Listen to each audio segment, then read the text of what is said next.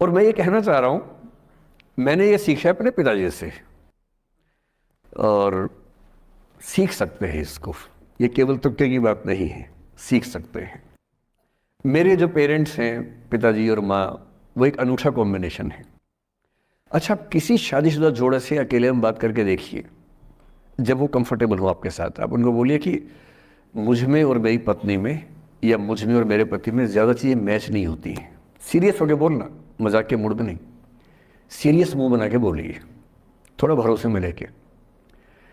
दुनिया का हर जोड़ा आपसे बोलेगा आप में तो फिर भी कुछ मैच होता है, हम में तो कुछ मैच नहीं होता, एक भी मैच। सारे जोड़े ऐसे ही चल रहे हैं।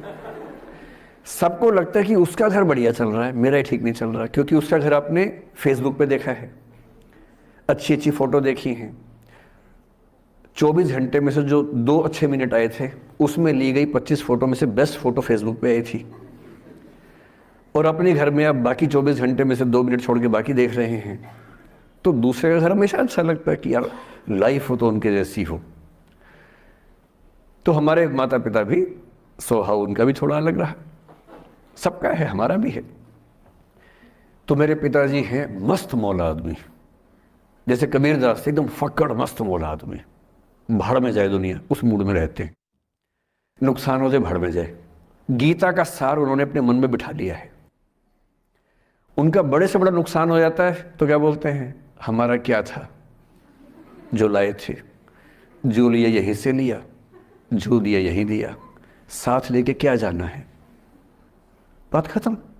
कोई टेंशन ही नहीं उनको। और बाकी सब लोग टेंशन में कि अब क्या करें, ये हो गया वो हो गया, कैसे मैनेज करें। मेरी माँ को तनाव हो जाता था, और जब पिताजी ऐसी हो तो माँ को तनाव होगा, सीधी सी बात है। अगर माँ वैसी होती पिताजी तनाव में रहते हैं, तो सामान्य बात है। जब घर में एक व्यक्ति मस्त मौला हो तो बाकी लोग तनाव तो फिर बांटेंगे ना आपस में। वो बड़ा तनाव में रहती थी, उनको घर की चिंता, बच्चों की चिंता बहुत सताती थी। पिताजी भी चिंतित थे बच्चों को लेकर, जैसे कोई पिता होता है, पर उनकी नेचर थी कि ठीक है देख लेंगे जो होगा, अरे देख लेंगे, अरे भाड़ में जाओ, उस मूड में रहते हैं, आज भी रहते हैं। मेरी माँ 73 की उम्र से कुछ महीने पहले चल बसी, उनका जीवन समाप्त हुआ। मतलब मुझे नहीं पता कि जीवन क्यों समाप्त होता है, क्योंकि बड़े बूढ़े कहते हैं कि हर व्यक्ति की सांस का इतिहास है, सांसें लिखी हुई हैं ईश्वर ने, उतनी सांसें मिलेगी। मुझे बहुत भरोसा इस बात में है नहीं, क्योंकि भगवान ऐसा क्यों करेगा कि जापान में सांसें ज्यादा लिखेगा और अफ्रीका में कम लिखेगा? भगवान ऐसा क्यों करेगा? और अगर सांसें पहले से लिखी हुई है तो हमारी जीवन प्रत्याशा क्यों बढ़ती जा रही है? अगर सांसें पहले से फिक्स हैं तो आजादी के समय से लेकर आज के 70 साल में जीवन प्रत्याशा लगभग 2.5-3 गुना बढ़ गई। और हम ये भी कहते हैं कि लोग खराब हैं। अगर लोग बुरे हैं तो जीवन छोटा होना चाहिए कर्मों के हिसाब से। लोग खराब हैं और जीवन बड़ा होता जा रहा है। तो मुझे उन मान्यताओं में बहुत भरोसा है नहीं कि सांसें लिखी हुई हैं। अगर सांसें लिखी होती तो मनुष्य की औसत आयु 25 साल से ऊपर नहीं होनी चाहिए थी, 25-30 मैक्सिमम। और हम 70-80 साल धूमधाम से जी रहे हैं, जिसका मतलब है कि ये भगवान से ज़्यादा इंसान ने लिखा है, मेडिकल साइंस ने लिखा है, वैज्ञानिकों ने लिखा है। और मैं ऐसा व्यक्ति हूँ, मैं बहुत धार्मिक व्यक्ति हूँ नहीं, और मैं इसको छिपाता भी नहीं हूँ। मैं बहुत छिप छिप के बहुत जी लिया। अब मैंने ठान लिया कि मैं जैसा हूँ वैसा रहूँगा। ना मुझे किसी पार्टी से मतलब है, ना किसी विचारधारा से मतलब है। मैं विचार वाला आदमी हूँ, धारा वाला नहीं हूँ। जिसको धारा में बहना है बहे, हम तो अकेले चलेंगे, विचार के साथ चलेंगे। जो ठीक लगता है वो बोलेंगे और वैसे ही रहेंगे। हाँ, गलत बोलने से बचता हूँ, किसी के बारे में गलत बोलना मुझे अच्छा नहीं लगता है, लेकिन जो सही लगता है वो तो बोलूँगा ना भाई। मेरे पिताजी 81 साल के हैं, अभी 81 साल के हुए कुछ दिन पहले, और एकदम मस्त मौला आदमी है, मुझसे ज़्यादा युवा हैं। मैं 50 साल का बूढ़ा हूँ, वो 81 साल के युवा हैं। उनके चेहरे की चमक, मतलब कई ट्यूबलाइट फेल है उनके सामने, ऐसी चमक चेहरे पर रहती है। क्यों रहती है? उसकी एक वजह यह कि वो रोज़ सुबह 2-3 घंटे प्राणायाम, योग, ध्यान, बहुत कुछ करते हैं। उनका भोजन इतना संतुलित है, सप्ताह में कम से कम 1 बार, कभी कभी महीने में 4 से ज़्यादा 6-7 बार उपवास करते हैं पूरा पूरा। वो सब चीज़ें उनके अभ्यास में हैं, जो मेरे अभ्यास में उतनी नहीं है। मैं भी कोशिश करता हूँ, पर अभी उतना सफल नहीं हो पा रहा हूँ। पर मेरी राय में उनके इस सुंदर जीवन का सबसे बड़ा राज ये क्षमता है कि वो हर चीज को लेट गो कर देते हैं। तनाव उनके पास आता है तो फिसल के निकल जाता साइड से, लेते ही नहीं तनाव किसी बात का। कुछ भी हो जाता है तनाव ही नहीं लेते। और मुझे लगता है कि काश ये चीज मेरी माँ के स्वभाव में होती, कम से कम 10 साल उनका जीवन और ज्यादा तो होता। और मैं अपने अनुभव से बता रहा हूं, बहुत विश्वास से बता रहा हूं। मैं ना सोने जागने में नियमित व्यक्ति हूं, ना मैं बहुत कसरत करता हूं। ठीक हूं, मतलब बुरा भी नहीं हूं, ठीक हूं। मेरी उम्र के अधिकांश लोग बीपी शुगर बहुत बीमारियों से ग्रस्त हैं, मैं फिलहाल नहीं हूं। क्यों नहीं हूं? मेरे पास इसका उत्तर एक ही है, मैं लोड लेता नहीं किसी बात का, दबाव लेता नहीं, तनाव लेता नहीं। भाई अच्छा हो रहा है तो भी ठीक है। जब मैं सफल, जैसे मैं 3 साल में पिछले काफी सफल हो गया, जितना मुझे नहीं होना चाहिए था, मैं तुक्के से हो गया हूं सफल।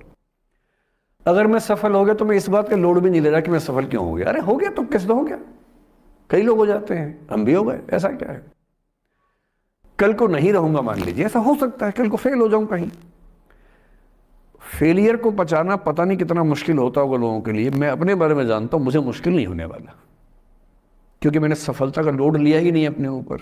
विफलता मुझे क्या प्रभावित करेगी, बहुत फर्क नहीं पड़ता है।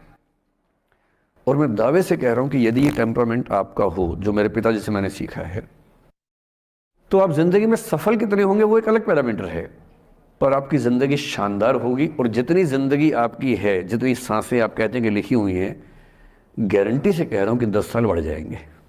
कुछ और लोगों के आप कम कर देंगे अलग बात है, लेकिन अपने 10 साल बढ़ा लेंगे। इसलिए ये सीखना बहुत जरूरी है कि कैसे लेट गो करना है जिंदगी की चीजों को। 3-4 प्रसंग होते हैं। एक होता है कि आप किसी को बहुत चाहते हैं पर वो आपको नहीं चाहता। आपकी उम्र में ये सब तो खेल होता है, और क्या खेल होता है। मेरे घर में 2 बच्चे हैं 17 साल के, तो मैं उनको देख के समझता रहता हूँ। वो मुझसे छुप छुप के किसी से बात करते हैं और मैं छुप छुप के सुन लेता हूँ। तो उन्हें नहीं पता, मुझे तो नाम भी पता है किससे बात करते हैं, एक आध का तो एड्रेस भी पता है मुझे। और मैं तो बच्चों को बोलता हूँ कभी जाना वाना हो तो मैं ले चलूँगा, चिंता मत करना, बोल देना कि ड्राइवर साथ में आया है, टेंशन मत लेना। तो मेरे तो बच्चे मेरे दोस्त हैं, मैं तो बड़ा दोस्ती के भाव में रहता हूँ। मेरा एक ही बेंचमार्क है कि वो जिस उम्र में जैसे हैं मैं कैसा था, और वो मुझसे अच्छे चल रहे हैं। उससे ज़्यादा उम्मीद मुझे करने में नहीं चाहिए। मैंने जो कुकृत्य 8वीं क्लास में किए थे उन्होंने 11वीं क्लास में किए, तो बहुत है। मैं ये क्यों मान के चलूं कि वो देवी देवता पैदा होंगे? मेरे ही तो बच्चे हैं भाई। जीन तो मेरे ही है, तो कैसे देवी देवता हो जाएंगे? तो ज़्यादा उम्मीदें क्यों पालनी है बच्चों से भी? मैं क्यों चाहूं कि मेरा बच्चा IAS टॉप करे? क्यों करे वो? IAS भी क्यों करे? उसका मन करेगा तो करेगा, नहीं करेगा तो भाड़ में है। अगर वो कहेगा कि मुझे स्टार्टअप करना है, स्टार्टअप कर लो भाई। अगर वो कहेगा मुझे कुछ और नौकरी करनी है प्राइवेट सेक्टर में, तो वो कर लो। मैं क्यों ठेकेदार बनूं उसका भाई? मैं क्यों ये चाहूं कि वो मेरे रास्ते पर चले, मुझसे बेहतर बने? ये सब बेकार की बातें हैं।